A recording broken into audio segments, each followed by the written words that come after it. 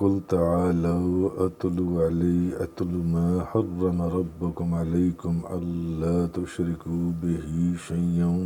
وبالوالدين إحسانا ولا تقتلوا أولادكم من إملاق۔ آپ کہیے کہ آؤ میں تم پر تلاوت کروں کہ تمہارے رب نے تم پر کیا چیزیں حرام کی ہیں، یہ کہ تم اس کے ساتھ کسی کو شریک قرار نہ دو، وبالوالدین احسانا،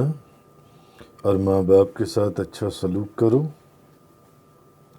ولا تقتلوا اولادکم من املاق، اور اپنی اولاد کو رزق میں کمی کی وجہ سے قتل نہ کرو، نحن نرزقکم وإیاہم، ہم تمہیں بھی رزق دیتے ہیں اور ان کو بھی، ولا تقربوا الفواحش ما ظہر منها وما بطن، اور بے حیائی کے کاموں کے قریب نہ جاؤ، خواہ وہ ظاہر ہوں خواہ پوشیدہ، ولا تقتلوا النفس التي حرم اللہ الا بالحق، اور جس کے قتل کو اللہ نے حرام قرار دیا اس کو ناحق قتل نہ کرو، ذالکم وصاکم بہ لعلکم تعقلون، یہی وہ کام ہیں جن کا اللہ نے تم کو مؤکد حکم دیا ہے تاکہ تم سمجھو، ولا تقربوا مال الیتیم الا بالتی ہی احسن حتی یبلغ اشدہ،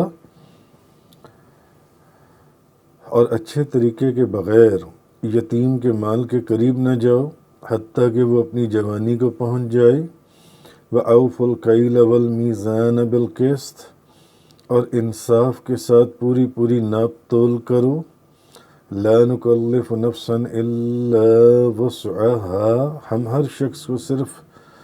اس کی طاقت کے مطابق مکلف کرتے ہیں، وَإِذَا قُلْتُمْ فَاعْدِلُوا وَلَوْ كَانَ ذَا قُرْبَىٰ،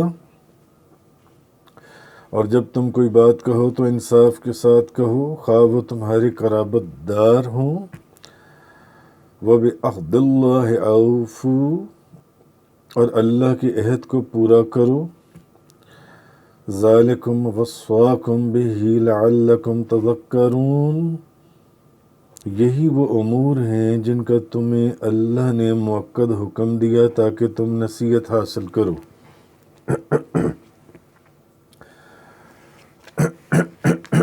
تو آیت نمبر 151 اور آیت نمبر 152، اس کے اندر اللہ تعالیٰ نے جن کاموں کو حرام فرمایا ہے ان کا ذکر کیا، وہ 9 چیزیں ہیں۔ اب اس سے پچھلی آیات کے اندر آپ یہ تفصیل پڑھ رہے ہیں کہ مشرکین جو ہیں وہ بعض چیزوں کو خود سے اپنے پر حرام کر دیتے تھے، جن چیزوں کو اللہ نے حرام ہی نہیں کیا مشرک کہتے تھے کہ یہ ہم پر حرام ہے، اور بعض چیزوں کو حلال کر دیتے تھے جن کو خدا نے حرام کیا ہو۔ تو اللہ تعالیٰ نے ان کو، جبکہ اللہ نے ان چیزوں کو حرام نہیں کیا تھا، وہ کہتے تھے کہ یہ حرام۔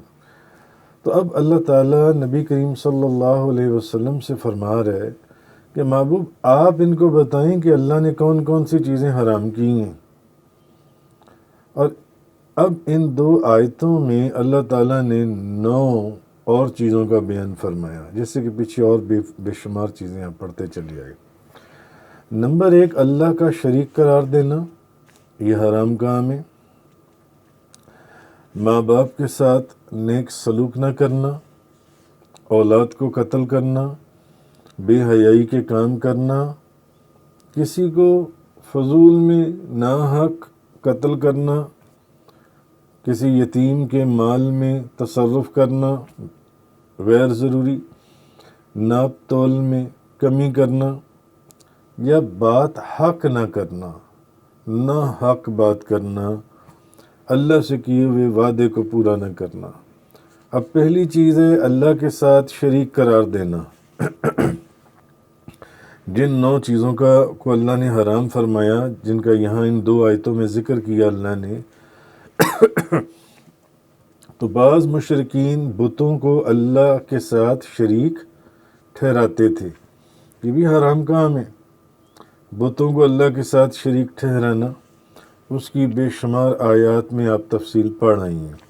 بعض مشرکین ستاروں کی پرستش کرتے تھے، ابھی ابراہیم علیہ السلام کے واقعے میں پیچھے اس کا بیان گزرا۔ بعض مشرکین جنات کو اللہ کا شریک کہتے تھے، اس کا بھی اس کے ساتھ ہی بیان گزرا۔ بعض مشرکین اللہ کے بیٹے مانتے تھے اور بعض کہتے تھے اس کی بیٹیاں بھی ہیں۔ تو حضرت عبداللہ بن مسعود رضی اللہ تعالیٰ عنہ بیان کرتی ہیں کہ میں نے اللہ کے رسول سے پوچھا، سوال کیا کہ اللہ کے نزدیک سب سے بڑا گناہ کون سا ہے؟ تو آپ نے فرمایا یہ کہ تم اللہ کے لیے شریک قرار دو، اس کے ساتھ کسی اور کو اس کے برابر لا کر کھڑا کر دو، کسی اور کو اس کے ساتھ شریک کرو۔ اس کے بعد اللہ تعالیٰ نے جو دوسرا کام حرام ارشاد فرمایا، والدین کے ساتھ بد سلوکی کرنا، والدین کا نافرمان ہونا، کہ ماں باپ کے ساتھ نیکی کرنے کا حکم، کیونکہ انسان پر سب سے بڑا احسان اللہ کا ہے، کیونکہ اس نے انسان کو پیدا کیا، اور اس کے بعد انسان کے اوپر اس کے ماں باپ کا احسان ہے، کیونکہ انہوں نے اس کی پرورش کی، اور جب وہ بہت چھوٹا تھا، کسی قابل نہیں تھا، کچھ کر نہیں سکتا تھا، ہاتھ سے کچھ پکڑ نہیں سکتا تھا، کھا نہیں سکتا تھا، پیشاب نہیں کر سکتا تھا، اس وقت اس کے ماں باپ نے اس کو ضائع ہونے سے بچایا، اس کا خیال کیا۔ اس لیے اللہ نے ماں باپ کی انتہائی تعظیم اور توقیر کا حکم دیا، اور اپنا شکر ادا کرنے کے بعد ماں باپ کا شکر ادا کرنے کا حکم فرمایا اللہ نے، جس طرح کہ قرآن کریم کے اندر ہے وَبِالْوَالِدَيْنِ إِحْسَانًا، ماں باپ کے ساتھ نیک سلوک کرو، إِمَّا يَبْلُغَنَّ عِندَكَ الْكِبَرَ أَحَدُهُمَا أَوْ كِلَاهُمَا فَلَا تَقُل لَّهُمَا أُفٍّ۔ یہ جو کہتے ہیں نا کہ ماں باپ کے سامنے اف بھی نہیں کرنا چاہیے،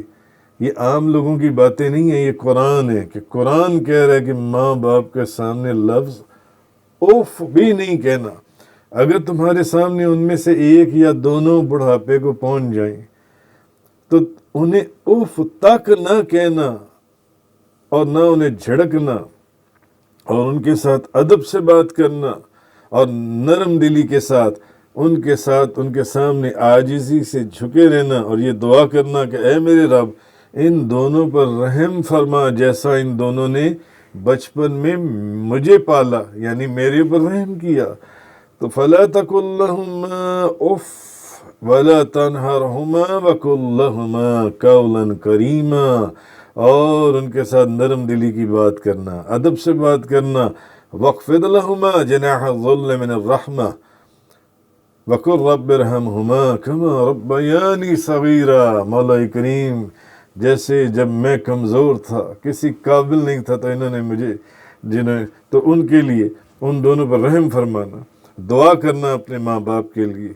تو یہ ایک چیز والدین کے ساتھ بد سلوکی بھی جنس ہے، یہ اللہ نے اس کا حرام ہونا فرمایا، یا نافرمانی جنس ہے۔ جیسا کہ حضرت ابو ہریرہ فرماتی ہیں، ایک بندہ حضور کے پاس آیا، اس نے کہا یا رسول اللہ میرے حسن سلوک کا سب سے زیادہ مستحق کون ہے؟ حضور نے فرمایا تیری ماں۔ اس نے کہا یا رسول اللہ اس کے بعد میرے حسن سلوک کا سب سے زیادہ مستحق کون ہے؟ فرمایا تیری ماں۔ فرمایا یا رسول اللہ اس کے بعد میرے حسن سلوک کا سب سے زیادہ حقدار کون ہے؟ فرمایا تیری ماں۔ فرمایا یا رسول اللہ اس کے بعد میرے حسن سلوک کا کون سب سے زیادہ مستحق ہے؟ فرمایا تیرا باپ۔ تو کہنے کا مقصد یہ ہے کہ ماں اور باپ کا سب سے زیادہ دنیا میں حسن سلوک کے مستحق آپ کی ماں اور آپ کا باپ ہے۔ کیوں؟ ماں اور باپ کے چہرے کو دیکھنا حدیث میں ہے کہ مقبول حج کا ثواب ہے۔ جس نے اپنی ماں کے یا اپنے باپ کے چہرے کو محبت کی نگاہ سے دیکھا، مقبول حج کا ثواب ہے، مقبول حج کا صحابہ کرام نے پوچھا یا رسول اللہ اگر کوئی بندہ ایک دن میں 100 مرتبہ دیکھے، فرمایا اللہ کی رحمت کے خزانوں میں کس چیز کی کمی ہے؟ فرمایا تیری ماں اور تیرا باپ تیری جنت بھی ہیں اور تیری دوزخ بھی ہیں۔ اگر کوئی یہ دیکھنا چاہتا ہے کہ اللہ اس سے راضی ہے یا ناراض ہے تو وہ یہ دیکھے کہ میرے ماں باپ مجھ سے راضی ہیں یا ناراض ہیں۔ اگر ماں باپ راضی ہیں تو اللہ تم سے راضی ہے، اور اگر ماں باپ ناراض ہیں تو اللہ تم سے ناراض ہے۔ تو ماں باپ کی فضائل کے اندر بے شمار چیزوں کا بیان ہوا، تو اللہ پاک نے والدین کے ساتھ بدسلوکی کا، نافرمانی کا بھی حرام ہونا ارشاد فرمایا۔ آگے فرمایا تیسری چیز، 9 چیزوں کا ان 2 آیتوں میں ذکر ہوا۔ زمانہ جاہلیت میں بعض مشرک جو ہیں وہ رزق میں کمی کے ڈر سے اپنی اولاد کو قتل کر دیا کرتے تھے، اپنی بیٹیوں کو زندہ درگور کر دیا کرتے تھے، اللہ نے اس کو بھی حرام قرار دیا۔ اس کا ذکر سورۃ الانعام کی آیت نمبر 140 میں 30 جولائی 2020 کو بڑا تفصیل سے گزرا کہ لوگ کیسے اپنی بیٹیوں کو زندہ درگور کرتے تھے، اس کا بھی حرام فرمایا گیا۔ اس کے بعد بے حیائی کے کاموں کا حرام ہونا، کسی بھی قسم کی بے حیائی ہے۔ حضرت ابو ہریرہ فرماتے ہیں نبی پاک صلی اللہ علیہ وسلم نے فرمایا جس وقت کوئی زانی زنا کرتا ہے تو وہ مومن نہیں ہوتا، اور جب کوئی چور چوری کرتا ہے تو وہ مومن نہیں ہوتا، اور جس وقت کوئی شرابی شراب پیتا ہے تو وہ مومن نہیں ہوتا۔ حضرت ابو سعید خدری رضی اللہ تعالیٰ عنہ بیان کرتے ہیں اللہ کے رسول نے فرمایا دنیا سرسبز میٹھی ہے، اور بے شک اللہ تمہیں اس میں خلیفہ بنانے والا ہے، پھر دیکھنے والا ہے کہ تم اس میں کیسا عمل کرتے ہو۔ سنو، دنیا کے فتنے سے بچو اور عورتوں کے فتنے سے بچو۔ حضرت ابو امامہ رضی اللہ تعالیٰ عنہ بیان کرتے ہیں کہ جو مسلمان کسی عورت کے محاسن، اس کا حسن وغیرہ دیکھے اور پھر اپنی نظر پھیر لے کسی خوبصورت عورت، کسی حسین عورت سے اپنی نظروں کو دوسری طرف کر لے، تو اس کے دل میں اللہ عبادت کی حلاوت پیدا کر دیتا ہے، عبادت کی حلاوت پیدا کر دیتا ہے۔ آج لوگ اکثر آ کر کہتے ہیں حضور نماز پڑھتے ہیں، نماز میں دل ہی نہیں لگتا، ذہن کہیں اور ہوتا ہے، خیالات کہیں اور ہوتے ہیں۔ کوئی نماز کیا، کوئی بھی عبادت کر لیں دل ہی نہیں لگتا، مجبوری کے اندر نماز پڑھ رہے ہوتے ہیں۔ تو اللہ کے رسول نے فرمایا، اب حضرت ابو امامہ بیان کرتے ہیں جو مسلمان کسی عورت کے حسن اور اس کے محاسن کو دیکھ کر اپنی نظر کو پھیر لے، اللہ اس کی عبادت کے اندر حلاوت پیدا کر دیتا ہے۔ اور حضرت اس کے بعد 5ویں چیز قتل نا حق کا حرام ہونا، نہ حق کسی کو قتل کر دینا۔ حضرت عبداللہ بن مسعود بیان کرتے ہیں کہ رسول اللہ صلی اللہ علیہ وسلم نے فرمایا کسی مسلمان شخص کو جو اس بات کی شہادت دیتا ہو کہ اس کے سوا، اللہ کے سوا کوئی عبادت کا مستحق نہیں ہے، اور یہ کہ میں اللہ کا رسول ہوں، تو اس کو قتل کرنا، اللہ کے رسول نے یہ حدیث ارشاد فرمائی، تو اس کو قتل کرنا صرف 3 میں سے ایک وجہ سے جائز ہے۔ اگر ان 3 میں سے ایک وجہ ہو، یا تو وہ شادی شدہ زانی ہو، یا اس نے کسی مسلمان کا قتل کیا ہو، یا دین اسلام کو ترک کر کے مسلمانوں کی جماعت سے نکلنے والا ہو، یعنی مرتد ہو، یہ 3 لوگ جو ان سے ان کو قتل کرنا جائز ہے، اس کے علاوہ کسی کو نہیں جان سے۔ تو اسی طرح پھر آگے فرمایا قرآن کریم کہہ رہا ہے آیت یتیم کے مال میں بے جا تصرف کا، یہ بے جا تصرف یہ بھی حرام ہے، یعنی اللہ نے فرمایا کہ اچھے طریقے کے بغیر یتیم کے مال کے قریب بھی نہ جانا، یتیم کے مال کے قریب جن سے، اور اس کا بھی بڑی تفصیل سے جو لوگ یتیموں کا مال کھاتے ہیں یا ان کے مال میں بے جا تصرف کرتے ہیں، سورۃ النساء کی آیت نمبر 6 میں اس کا بیان گزر چکا، حتیٰ کہ وہ اپنی جوانی کو پہنچ جائے،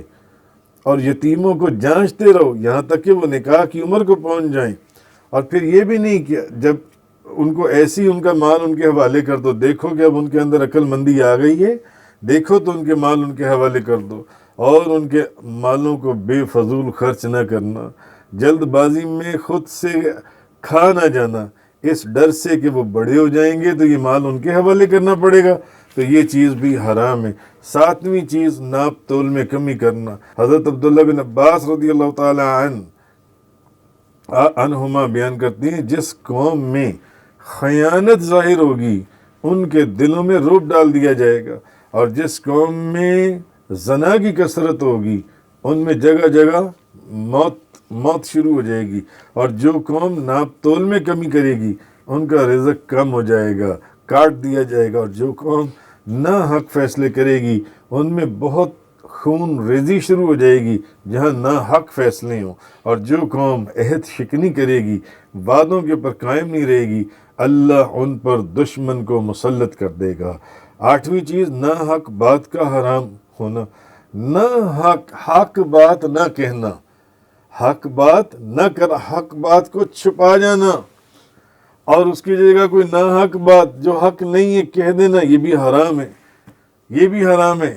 8ویں چیز ان 2 آیتوں میں یہ فرمائی گئی۔ حضرت طارق بن شہاب رضی اللہ تعالیٰ عنہ بیان کرتے ہیں، ایک شخص نے رکاب میں پاؤں رکھتے ہوئے نبی پاک صلی اللہ علیہ وسلم سے پوچھا کون سا جہاد افضل ہے؟ آپ نے فرمایا کہ ظالم بادشاہ کے سامنے کلمہ حق کہنا، اگر کوئی ظالم بادشاہ بھی ہو تو اس کے سامنے کلمہ حق کہہ دو۔ حضرت ابو سعید خدری بیان کرتے ہیں، ایک دن اللہ کے رسول نے خطبے میں جو باتیں فرمائیں ان میں سے ایک یہ بھی فرمایا کہ جب کسی شخص کو کسی حق بات کا علم ہو تو وہ لوگوں کے دباؤ کی وجہ سے اس کو بیان کرنے سے باز نہ رہے، نبی پاک صلی اللہ علیہ وسلم نے فرمایا۔ اور 9ویں چیز اللہ تعالیٰ سے بد عہدی کرنے کا حرام ہونا، جو لوگ اللہ سے کیے ہوئے وعدے، حضرت انس رضی اللہ تعالیٰ عنہ بیان کرتے ہیں کہ رسول اللہ صلی اللہ علیہ وسلم نے خطبے میں فرمایا، سنو،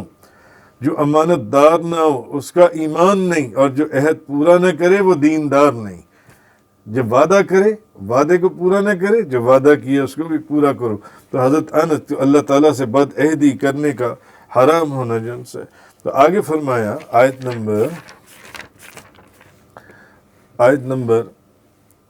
153 میں، وَأَنَّ هَذَا صِرَاطِي مُسْتَقِيمًا فَاتَّبِعُوهُ، بے شک یہ میرا سیدھا راستہ ہے سو تم اسی راستے پر چلو۔ وَلَا تَتَّبِعُوا السُّبُلَ فَتَفَرَّقَ بِكُمْ عَنْ سَبِيلِهِ ذَلِكُمْ وَصَّاكُمْ بِهِ لَعَلَّكُمْ تَتَّقُونَ، اور دوسرے راستوں پر نہ چلو، جو میرا راستہ ہے اس راستے پر چلو، جو دوسرے راستے ہیں ان پر نہ چلو، وہ راستے تمہیں اللہ کے راستے سے الگ کر دیں گے، وہ دوسرے راستے تمہیں اللہ کے راستے سے بہت دور لے جائیں گے،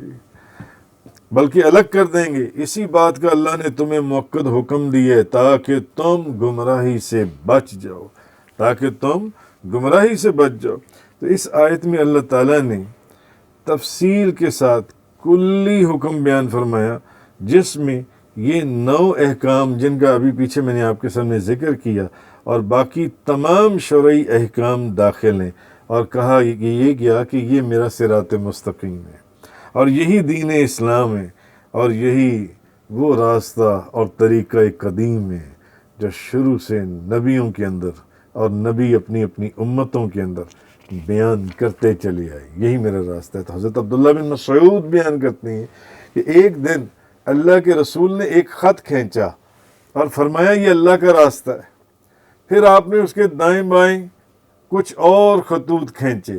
اور فرمایا یہ مختلف راستے، ان میں سے ہر راستے کی طرف شیطان دعوت دے رہا ہے۔ پھر آپ نے یہ آیت پڑھی کہ بے شک یہ میرا سیدھا راستہ ہے سو تم اسی راستے کی پیروی کرو اور دوسرے راستوں پر نہ چلو۔ کیوں؟ یہ جو پچھلی 2 آیات کے اندر جن 9 چیزوں کا اللہ نے حکم دیا رک جاؤ، وہ 9 کی 9 چیزیں حرام ہیں جن کا ذکر ہوا۔ حضرت عبداللہ بن مسعود نے انہوں نے کہا کہ علم کے اٹھنے سے پہلے علم کو حاصل کر لو، اس سے پہلے کہ علم کو اٹھا دیا جائے علم کو حاصل کر لو۔ علم کا اٹھنا یہ ہے کہ اصحاب علم اٹھ جائیں گے، اصحاب علم جن کے پاس کچھ علم ہوگا وہ اٹھ جائیں گے۔ علم کو حاصل کرو، کیونکہ تم میں سے کوئی شخص نہیں جانتا کہ اسے کب علم کی ضرورت پیش آئے۔ تم ان قریب کچھ لوگوں کو دیکھو گے جو یہ دعویٰ کریں گے کہ وہ تمہیں اللہ کی کتاب کی طرف بلا رہے ہیں، آ جاؤ اللہ کی کتاب کی طرف، حالانکہ وہ لوگ ہوں گے جنہوں نے اللہ کی کتاب کو پس پشت ڈال دیا۔ لہٰذا تم علم حاصل کرو اور بدعات سے بچو، اور تم مبالغہ رائی سے اور گہرائی میں جانے سے بچو، اور قدیم جو پرانے بابوں کے نظریات ہیں جو نبی کریم صلی اللہ علیہ وسلم کے دور سے صحابہ، تابعین، تبع تابعین اور اولیاء کرام، صالحین، اولیاء عظام کا طریقہ ہے، اس کے اوپر قائم رہو، اسی کے اوپر قائم رہو۔ آگے فرمایا آیت نمبر 154 میں، ثم آتینا موسیٰ الکتاب تماما علی الذی احسن وتفصیلا لکل شیء وہدی ورحمۃ لعلہم بلقاء ربہم یؤمنون۔ آگے فرمایا پھر ہم نے موسیٰ کو کتاب دی اس شخص پر نعمت پوری کرنے کے لیے جس نے نیک کام کیے، حالانکہ وہ ہر چیز کی تفصیل ہے اور ہدایت اور رحمت ہے، تاکہ وہ اپنے رب سے ملاقات پر ایمان لے آئیں، تاکہ وہ اپنے رب سے ملاقات پر ایمان لے آئیں۔ اب آگے فرمایا کہ اس شخص پر نعمت پوری کرنے کے لیے جس نے نیک کام کیے، اس کی کیا تفسیر ہے؟ تو حسن بصری کہتے ہیں کہ اس کی کہ بنی اسرائیل میں محسن بھی تھے اور غیر محسن بھی تھے۔ بنی اسرائیل کے اندر محسن بھی تھے، محسن کہتے ہیں نیک بندے کو، اور جو غیر محسن ہو غیر نیک۔ تو اللہ تعالیٰ نے حسن بصری